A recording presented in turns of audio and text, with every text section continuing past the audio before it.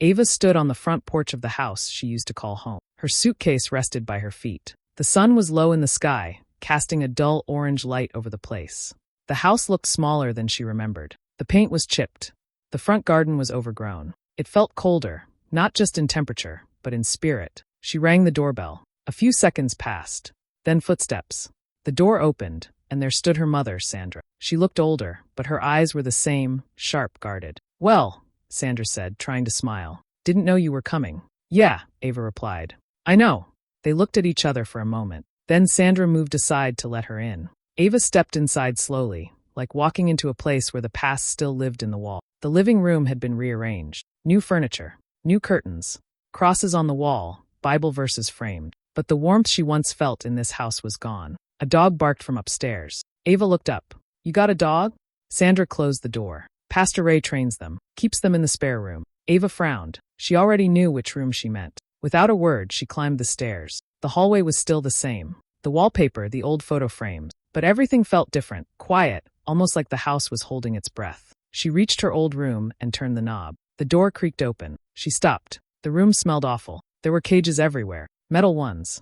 Some with dogs inside, others empty. Her bed was gone. The walls were scratched. The window was half covered with a sheet. A dirty food bowl sat in the corner. The smell of wet fur and bleach hung in the air. A dog in the back cage lifted its head and stared at her. Ava didn't move. Her face didn't change. But something in her eyes shifted, a deep, quiet pain. Behind her, Sandra had followed. "We didn't think you'd ever come back," she said, as if that explained everything. Ava kept her back to her mother. She looked at the cages, at where her bed used to be, then closed the door slowly. She said nothing. She didn't need to. She just walked away.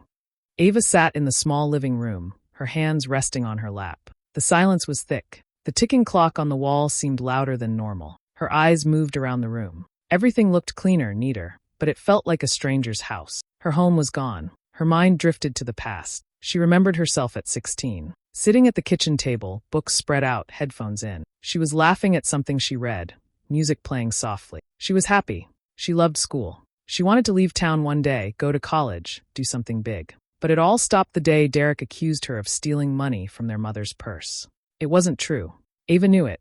But when Sandra asked her about it, her voice wasn't calm. She was tired, frustrated. She felt blamed. And Sandra didn't believe her. Derek stood there quiet, not looking at her. Sandra said, "If you can't live in this house with honesty, you can't live here at all." So Ava left. No one stopped her. Now, 10 years later, she was back, and everything felt like it had moved on without her. She walked slowly through the house.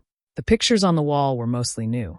No sign of her in them. Just Derek, his daughter, and Sandra. One wedding photo, Sandra and Pastor Ray. A man Ava had never met until now. She ran her fingers along the edge of a table and looked down the hallway. Every step brought a memory. Good ones. Bad ones. Mostly, the feeling of being pushed out. Then the front door opened. Derek walked in, carrying grocery bags. He stopped cold when he saw her. "Ava." She gave a small nod. "Wow.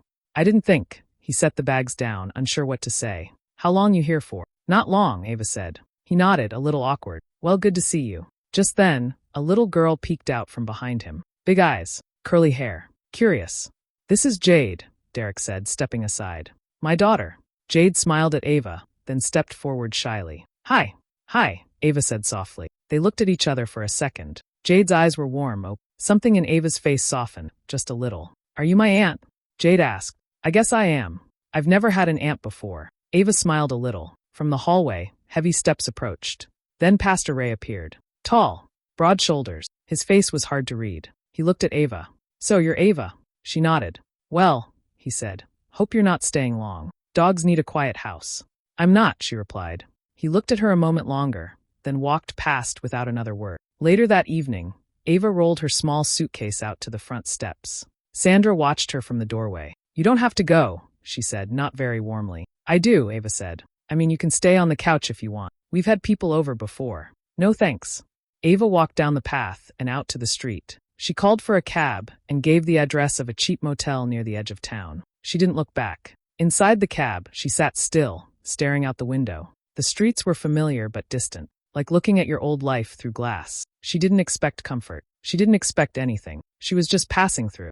The smell of baked chicken filled the kitchen. Plates clinked as Sandra served dinner. Everyone sat around the table, Sandra at one end, Pastor Ray at the other, Derek next to Jade, and Ava near the edge, quiet, distant. Jade chatted about school, her voice full of energy. Derek added small comments, trying to keep things light. Pastor Ray barely spoke. Sandra said grace, then everyone began eating. Ava picked at her food, mostly listening. It felt strange sitting at this table again. She didn't belong here anymore. So, Derek said between bites, remember when Pastor Ray first moved in and Mom made us clean out the storage room? Found all kinds of junk, even that old notebook you used to hide your passwords in, remember? Ava looked up slowly. What notebook? That little black one. You used to keep it locked in your drawer, back when we were teens. Ava stared at him. You read it? Derek hesitated. Just a page or two.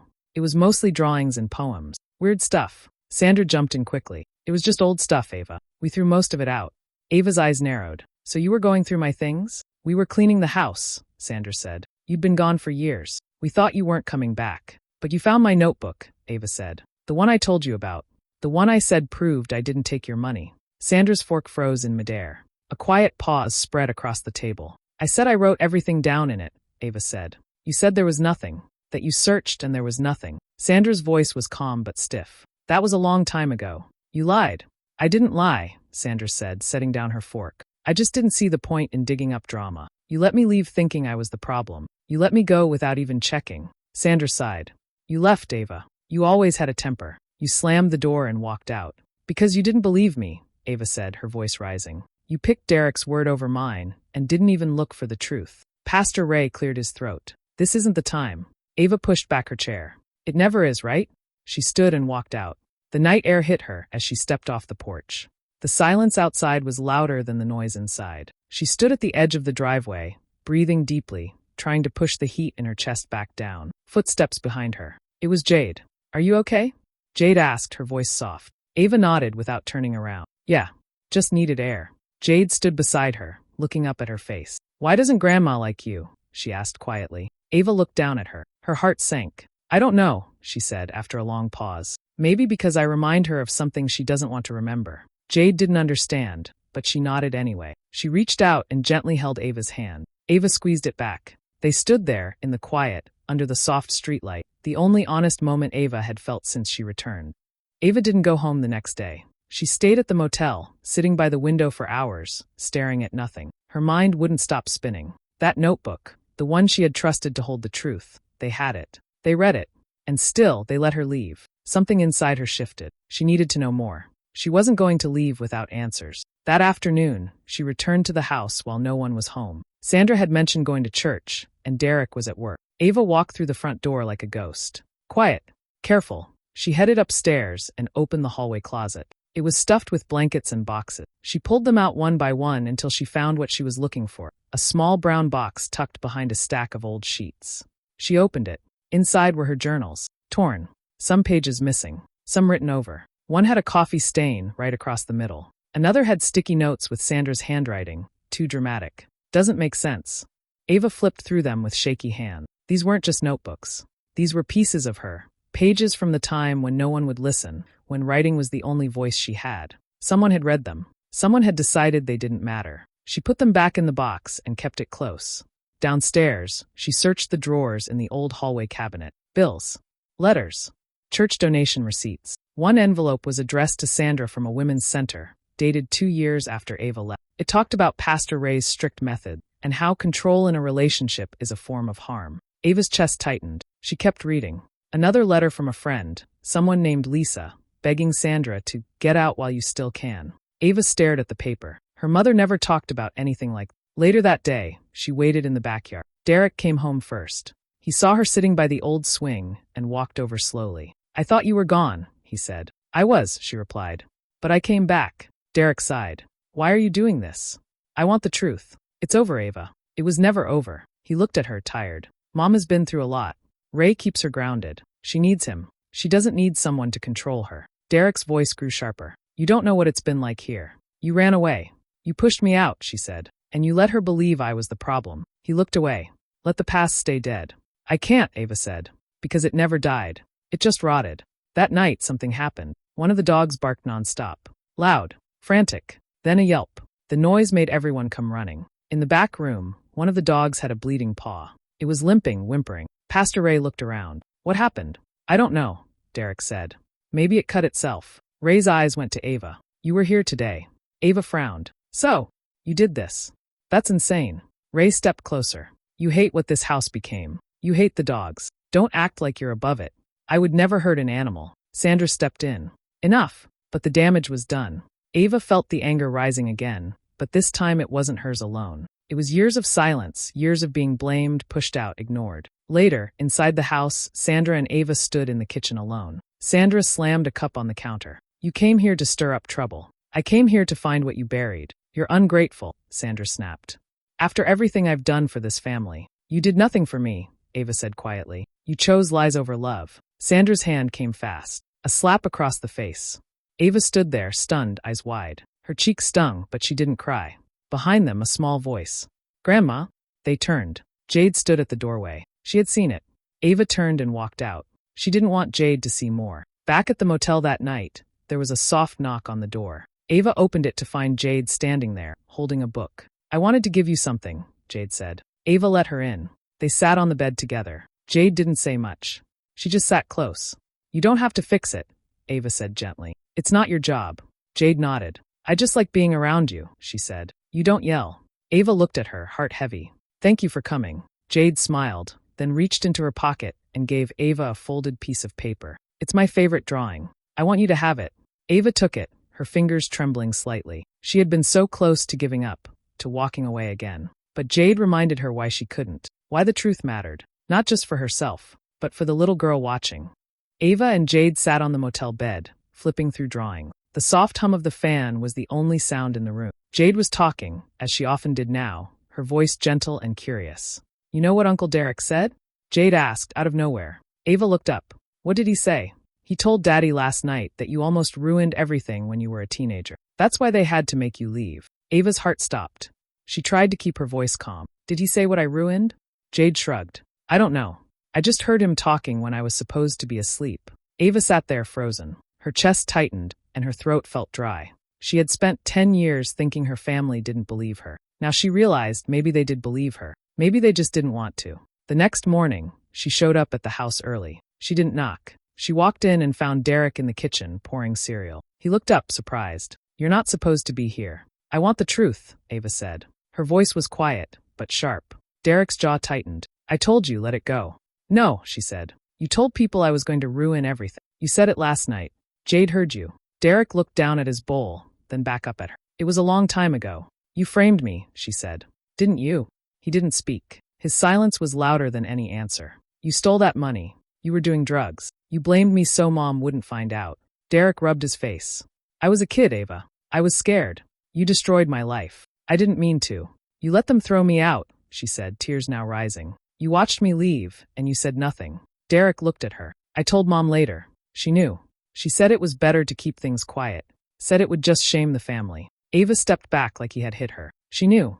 Her voice cracked. Derek nodded slowly. She chose to protect me. Ava blinked fast, trying to hold herself together. But the weight of it was too much. All these years, she thought it was a mistake, a misunderstanding. But it wasn't.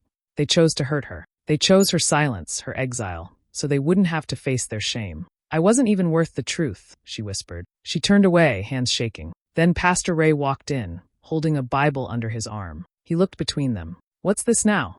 Derek didn't speak. Ava faced him, her voice bitter. Just the truth, finally. After 10 years. Ray chuckled. Truth? This family doesn't know what truth is. He walked past them to get his coffee. You don't belong here, Ava. You never did. She stared at him. You turned my room into a kennel. You were a stray, Ray said, smiling coldly. What else would we do with it? Something inside Ava snapped, but not in rage. It was something calmer. He couldn't touch her anymore. None of them could. She turned and walked out. Her steps were steady. She didn't look back. Outside, the sun hit her face. The weight of it all, the betrayal, the silence, the lies, pressed down, but she kept walking. Her eyes were wet, but she didn't wipe them. She had finally heard the truth. And it hurt, but it also set her free. Ava folded her clothes slowly, placing them into the small suitcase she had carried with her when she arrived. The motel room was quiet.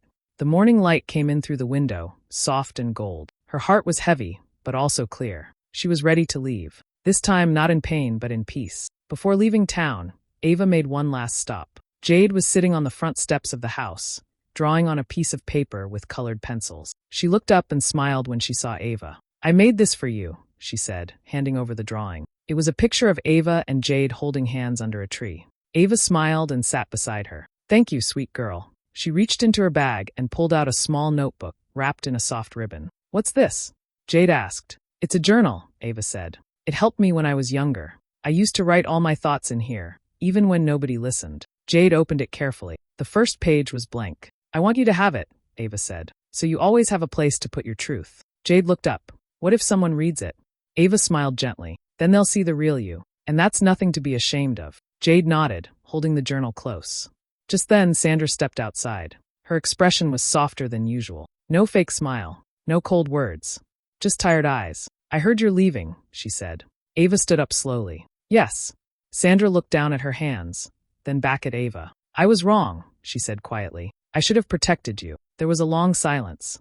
Ava nodded. Yes, you should have. Sandra's lips trembled, but she didn't speak again. I'm not here for an apology, Ava said gently, but thank you for saying it. Sandra wiped her eyes and turned away. Ava walked down the path toward her car. As she opened the door, she felt someone watching. She turned her head and saw Derek standing on the porch. He didn't say anything. He just looked at her, the kind of look that held more regret than words ever could. Ava met his eyes, then nodded once. It wasn't forgiveness. It wasn't hate. Just a quiet goodbye. She got into the car and started the engine. The house grew smaller in the rearview mirror. She didn't need it anymore. She didn't need their approval, or their love that only came with rules and silence. She had herself, and that was enough.